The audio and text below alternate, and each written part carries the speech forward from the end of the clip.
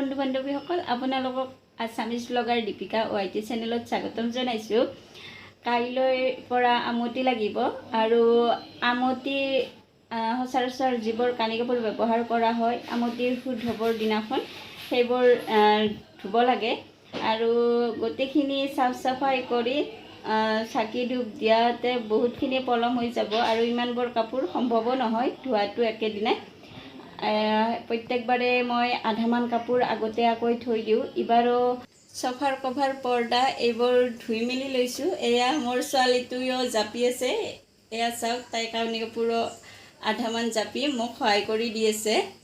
আৰু দেউতাকে বজাৰৰ পৰা মাংস আনিছে, মাংসখিনি আজি আয়েকে বনাব আৰু মই শাহুমাক যোগাৰ কৰি দি আহিলোঁ মাংস বনাবৰ কাৰণে। আহকচোন আজি শাহুমাৰ হাতৰ মাংসৰ জুতি লওঁ।